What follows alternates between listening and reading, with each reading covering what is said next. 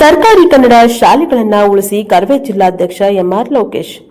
ಬಾಗೇಪಲ್ಲಿನಲ್ಲಿ ಖಾಸಗಿ ಶಾಲೆಗಳ ಅಪ್ಪರಕ್ಕೆ ಸಿಕ್ಕು ಕನ್ನಡ ಶಾಲೆಗಳು ವಿದ್ಯಾರ್ಥಿಗಳು ವರ್ಷದಿಂದ ವರ್ಷಕ್ಕೆ ಕಡಿಮೆಯಾಗುತ್ತಿರುವ ಹಿನ್ನೆಲೆಯಲ್ಲಿ ಸರ್ಕಾರ ಶಾಲೆ ಉಳಿಸಬೇಕು ಎಂದು ಹೇಳಿದರು. ಅವರು ಪಟ್ಟಣದ ಕರ್ವೆ ರಾಜ್ಯಾಧ್ಯಕ್ಷ ಟಿಎ ನಾರಾಯಣಗೌಡ ಅವರ 59ನೇ ಹುಟ್ಟುಹಬ್ಬದ ಪ್ರಯುಕ್ತ ಶಾಲಾ ಮಕ್ಕಳಿಗೆ ನೋಟ್ ಪುಸ್ತಕ, ಗಿಡ ಮತ್ತು ನಿವೃತ್ತ ನೌಕರರನ್ನು ಆತ್ಮೀಯವಾಗಿ ಸನ್ಮಾನಿಸಿ ಮಾತನಾಡಿದರು.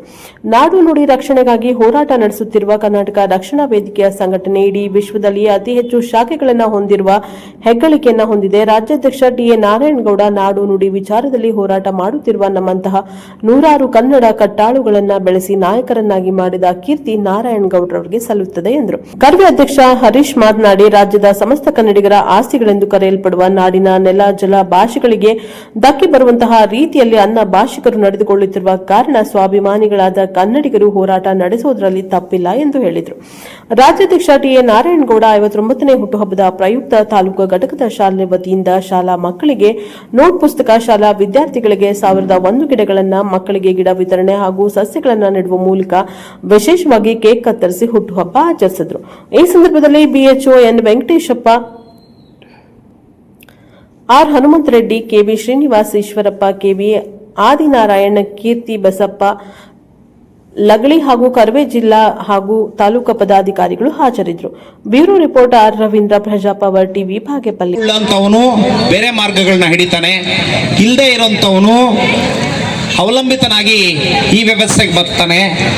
ಆಗೇನಾಗುತ್ತೆ, ಬಡ ಮಕ್ಕಳು ಅಲ್ಲ,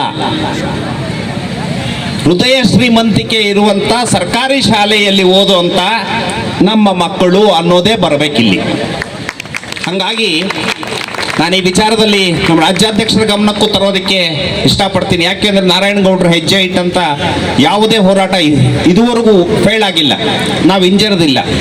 ಒಂದು, ಸರ್ಕಾರಿ ಶಾಲೆಗಳಿಗೆ ಎಲ್ಲ ಮೂಲಭೂತ ಸೌಲಭ್ಯಗಳನ್ನು ಕೊಟ್ಟು ಶಾಲೆಗಳ ಅಭಿವೃದ್ಧಿ ವಿಚಾರದಲ್ಲಿ ಗಮನ ಹರಿಸಲಿಕ್ಕೆ ಸರ್ಕಾರದ ಮಟ್ಟದಲ್ಲಿ ಒಂದು ಒತ್ತಡವನ್ನು ಹೇರುವಂಥದ್ದು. ಎರಡನೇದು, ಸರ್ಕಾರಿ ನೌಕರಿಯಲ್ಲಿರುವಂಥವ್ರ ಮಕ್ಕಳನ್ನು ಕಡ್ಡಾಯವಾಗಿ ಸರ್ಕಾರಿ ಶಾಲೆಗಳಲ್ಲಿ ಓದಿಸುವಂಥ ಒಂದು ಸರ್ಕಾರ ಒಂದು ಕಾನೂನನ್ನು ಮಾಡಲೇಬೇಕಾಗಿದೆ ಈಗ. ಜೊತೆಗೆ ಯಾರು ಸರ್ಕಾರಿ ಶಾಲೆಯಲ್ಲಿ ಓದ್ತಾರೆ ಅಂಥ ಮಕ್ಕಳಿಗೆ ಮುಂದಿನ ದಿನಗಳಲ್ಲಿ ಸರ್ಕಾರಿ ಉದ್ಯೋಗ ಕೊಡ್ತೀವಿ ಅನ್ನೋಂಥ ಒಂದು ಆದೇಶವನ್ನು ಮಾಡಿದಾಗ ಆಗ ಸರ್ಕಾರಿ ಶಾಲೆಗಳು ತುಂಬಿ ತುಳುಕುವಂಥದ್ದು ಆಗ್ತದೆ ಅಂತ ನಾವಾದರೂ ಭಾವಿಸ್ತೀವಿ. ಹಾಗೆ ಒಂದು ಗಿಡ ವಿತರಣೆ, ವಿದ್ಯಾರ್ಥಿಗಳಿಗೆ ನೋಟ್ ಪುಸ್ತಕ ವಿತರಣೆ, ಹಾಗೆ ಅನ್ನದಾನ ಕಾರ್ಯಕ್ರಮವನ್ನ ಒಂದೇ ವೇದಿಕೆಯಲ್ಲಿ ರೂಪಿಸಿರುವಂತದ್ದು ತಮಗೆಲ್ಲ ಕೂಡ ಗೊತ್ತಿರುವಂತ ವಿಷಯ ಆಗಿದೆ. ಆದ್ರೆ ಇವತ್ತು ನಾವೆಲ್ಲ ಕೂಡ ಕರ್ನಾಟಕ ರಕ್ಷಣಾ ವೇದಿಕೆ ಅಂದ ತಕ್ಷಣ ಇದು ಒಂದು ಹೋರಾಟ ಮಾಡುವಂತ ಸಂಘಟನೆ, ಕನ್ನಡವನ್ನ ಕಾಪಾಡುವಂತ ಒಂದು ಸಂಘಟನೆ. ಈ ನಾಡಿಗಾಗಿ, ಈ ಭಾಷೆಗಾಗಿ, ಈ ನೆಲಕ್ಕಾಗಿ ಜೈಲು ಸೇರುವಂತ ಒಂದು ಯಾರಾದ್ರೂ ಹೋರಾಟಗಾರರಿದ್ದಾರೆ ಅಂದ್ರೆ ಅದು ಕರ್ನಾಟಕ ರಕ್ಷಣಾ ವೇದಿಕೆ ಅವರು ಮಾತ್ರನೇ.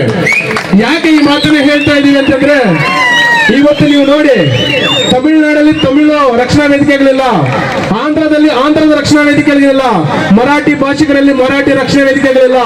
ಆದ್ರೆ ಕರ್ನಾಟಕಕ್ಕೆ ಮಾತ್ರ ಯಾಕೆ ಇದು ಅವಶ್ಯಕತೆ ಇದೆ ಅಂತಂದ್ರೆ, ಕರ್ನಾಟಕದಲ್ಲಿ ಭಾಷಾ ಜ್ಞಾನದ ಬಗ್ಗೆ, ಭಾಷೆಯ ಬಗ್ಗೆ ನಾವೆಲ್ಲ ಕೂಡ ಎಲ್ಲೋ ಒಂದು ಕಡೆ ಕಿವಿರ ಮೇಲೆ ಇಟ್ಕೊಂಡಿದ್ದೇವೆ.